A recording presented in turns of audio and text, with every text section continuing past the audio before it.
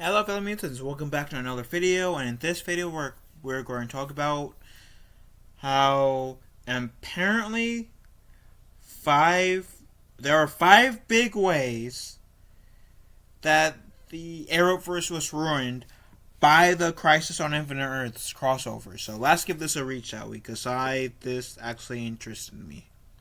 So it says when Crisis on Infinite Earths first aired, which was in 2020, or no, 2019 and in 2020. It seemed like a peak of the Arrowverse. We witnessed the biggest crossover event in DC television history and what should have been the start of the next chapter of DC television. Unfortunately, things didn't work that way, and as the Flash nears its end, I can't help but think back on the ways this crossover ruined the Arrowverse at large. While I've held this opinion for a while, I think I finally reached a breaking point. Thanks to the Flash season 9 episode, The Good, the Bad, and the Lucky. I'll get into that more later because there are just so many things I need to revisit before the moment that has me so upset we ever got this crossover in the first place. So, Crisis stepped on Arrow's final season and ending. I'll be the first to admit, I wasn't a massive Arrow fan towards the end. But after seeing other Arrowverse shows conclude without a proper ending, I can't help but feel bad for the flagship series. So much of Arrow's final season was intertwined with Crisis on Infinite Earths that it stepped on the opportunity for the series to close out in a way more personal to its series. And I can see that. I can honestly see that. I can back that up because even though I was like more so okay with the whole how it ended, it could have been more personal. And I felt like it would have been more personal if it had a few more episodes in the final season, because the season 8 had about 10 episodes. And maybe like if it had like 12, then it could have properly ended, been more personal. Who knows? That's just me. But I do see this. I can't see this person's point, even though I did enjoy how Arrow ended, admittedly. Instead, Arrow had to close out his series after its lead character was killed off in the crossover event. Saving Stephen Mill's exit for a massive crossover could have been a great movie in hindsight had the Arrowverse thrived in the years following. But let's be honest, this hasn't been the case. And I gotta agree, the Crisis on Infinite Earths could have been a movie. And I believe I did a video either in February or January where I did cover how like someone was wanting to have that Crisis crossover like edited to be in movie form, and I'd be willing to have that happen. Admittedly, my ass would buy that. Let's be real. If it came out on DVD, let's pretend this is the DVD. I would buy this. I know this is the comic book collection as a game, but pretending that this is the Crisis on Infinite Earths DVD, movie DVD, I would buy that. I would have it in my hand, watch it, and I will also give you guys my reaction to Crisis on Infinite Earths. Maybe I should do that, because all the episodes except for the Batwoman episode is on Netflix, so I could potentially give you guys like rewatch the series. Give me ideas. Anyways, the crossover. Anyways, in hindsight, it might have been a best had Oliver at least died in a proper season of Arrow and not become a Spectre. And okay, I can see that. I can back them up for that.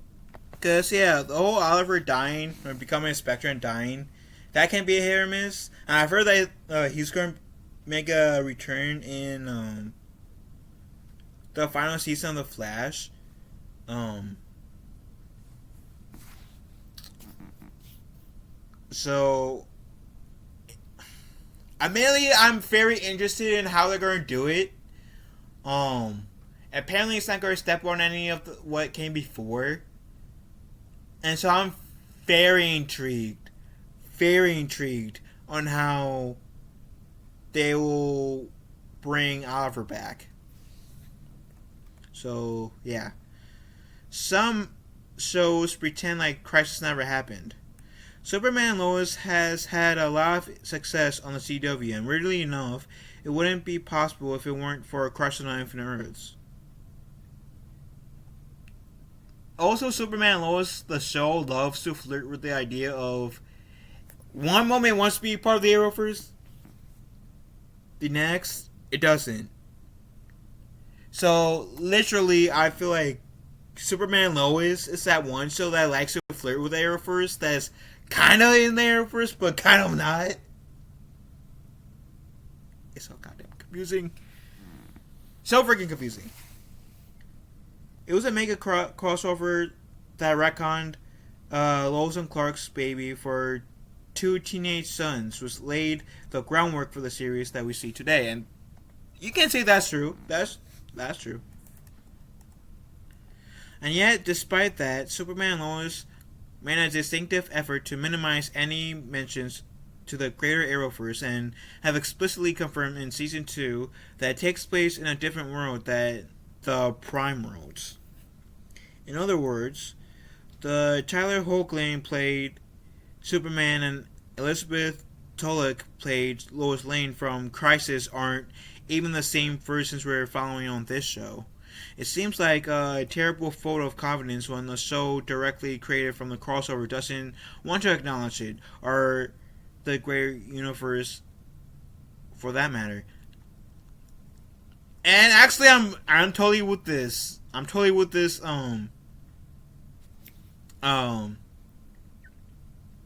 This part. I have to agree. They do have a compelling argument there. So the rules following Crisis on Infinite Earths have been confusing. Crisis on Infinite Earths changed the Arrowverse permanently, but not in the way that was always easily understood. Heroes lived and heroes died. But also, heroes died again. And then lived again. Yeah, the Arrowverse did have a killing off a character issue, and then bringing it back, and then killing it off them again, only to bring them back. Which essentially made the deaths not as impactful as they could have been. So yeah. Or killing a character off, or bringing a different version of said character, and replacement of said character. And then like, Laurel's case, she got killed, Ursula Laurel came back, she was evil, turned good. So I can see how that would be very confusing. There are multiple versions of the same villains coexisting and entirely new versions of previous villains. We learned recently on The Flash that there are even people who are dead before Crisis, like Becky Sharp, that are now also alive again. Not everyone is alive, though. Some people, like Barry Allen's mom, are still very dead. Perhaps the biggest problem following Crisis on Infinite Earths is that none of the shows effectively laid out every scenario for how the world would work following the mega event. Sure, fans were drip-fed reveals across The Flash, Supergirl, and Batwoman. And I'm sure there were plenty of people not watching all those shows concurrently. Even if you were, it would be hard to mash all of that information together into a coherent Bible for how how the world operates now. It sounds like a mess, and to be quite honest, it felt like one too. Yeah, cause like Batwoman had it where like they had like Alice being Kate Kane's sister, who was crazy, and then Beth, who is Alice on a different Earth, but that Alice or Beth didn't turn into Alice, and both versions couldn't stay on the same Earth for too long, otherwise they would die. It's confusing, and I would have loved them to explore that route further in the Arrowverse as a whole. To be honest, just so we can have more information. That's all, you know. So that's just me. That's just Phil. It teased a future crossover that never happened. Was I covered this? I want to say the passing week in a video. Remember at the end of the Crisis on Infinite Earths, where we saw the Arrowverse first on the Justice League? They even teased Gleek, the Blue Monkey. The Paragons who remember Crisis all got together in order to stop the next major crisis should it come, and building itself was dedicated to Oliver Queen's memory. Thankfully, The Flash has found a way to bring back Oliver in his final season because, aside from a brief visit to the base of operations in the show's Armageddon event, it hasn't been used for Jack since it was established. Granted, the pandemic definitely helped put a kibosh on production filming crossovers for a while, and by the time restrictions had reopened again, a couple of shows were already on their way out, like Batwoman, Legends of Tomorrow, Stargirl. I would have loved to have a Stargirl crossover with The Flash. Who knows? Maybe that would happen this season. Who knows? I mean, like the Barry Allen, not the Jay Garrett. Just to be clear, because there was Jay Garrett in Stargirl. Anyways. Oh, and as I mentioned, Superman and Lois. It's not even on Earth, set on, it's not on Earth Prime. It really sucks because I was looking forward to this crossover. And we never got a proper reestablishment of the multiverse, and that's true. At the time, it seemed like Crisis on Infinite Earths was meant to usher in the new era of the Arrowverse. But yet, as the Flash heads towards its final episode, so many shows that have come after it are ending or have already ended. It's actually pretty sad to watch the ending of the other Earths and realize that Stargirl, Doom Patrol, Titans, and Swamp Thing were hyped at the end, and they'll all officially be gone before too long. Although, to be fair, Swamp Thing had already ended by that point. Yeah, because I think it had like 2 seasons. And it was on like originally aired on DC, the DC streaming service, and then it was the 2 seasons were brought to the CW to try to revive it back to life, but I don't think it got picked up for a 3rd season. And let's not forget the fact that at that time it seemed like we were going to get Catherine McNamara led Arrow spinoff, being Arrow Canaries. Was actually looking forward to that. I admittedly was actually looking forward to that. Same team, future Arrow, have an adventure, and honestly, I would like to have like a limited series, just to see how Mia saves William. That could be a proper ending to the Arrowverse, and you could have Nora Allen. Boom, you're welcome. Unfortunately, plans changed and that project never came to be. McNamara still ended up on the CW with Walker Independence, so some good did come out of it. But to date, there still hasn't been a follow-up series to Arrow despite its popularity. In fairness, the pandemic definitely played a hand in this and some of the rough runs of other Arrowverse shows, but it's not like Crisis really teed up any of these shows for success. In fact, there wasn't even a significant torch passing moment to the new era of the shows, just as acknowledgement that they exist entirely separate from the rest. that was a real missed opportunity, and maybe they should have tied in, incorporate that other shows a bit more. The Arrowverse certainly hasn't been the same since Crisis on Infinite Earths, and it's safe to say that hasn't been a good thing. It feels like we're in an end times of this DC franchise, which probably wasn't the goal at the time it was made.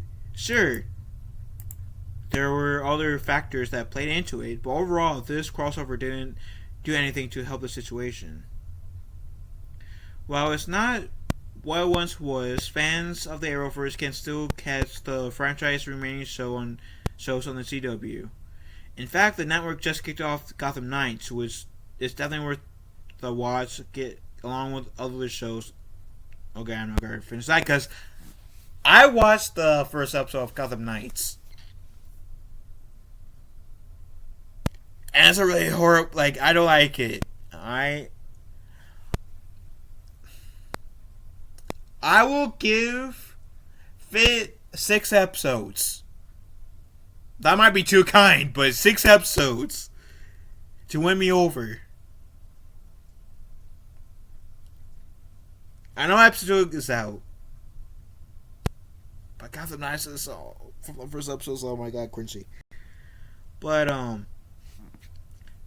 getting back to Crisis, I can see some of this person's arguments, and their arguments are pretty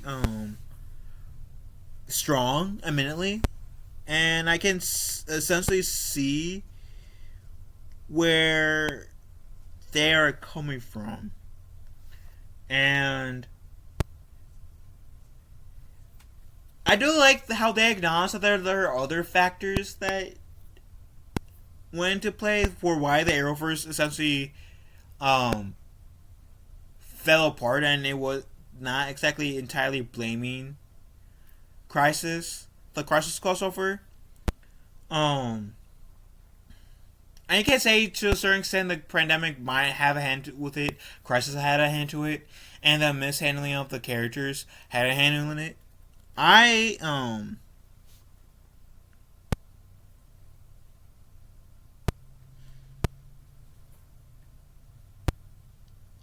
would love for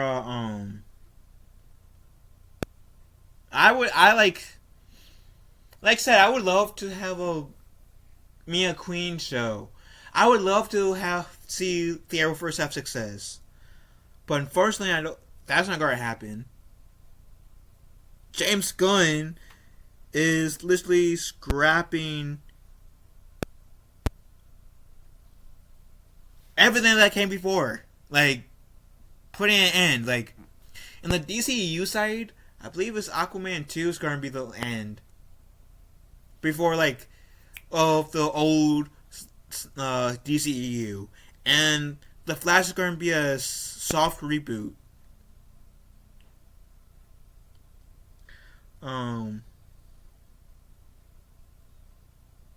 Like I said, I do see his points, some of his points, and I do agree. Like, see this person's points. I agree with some of them at the very least. Make pretty strong arguments. I'm not going to deprive this person that. But what do you guys think? Let me know in the comment section down below what you guys think of this article. Love you guys. Have a wonderful day. Be kind to one another. Talk to you guys later. And love you all.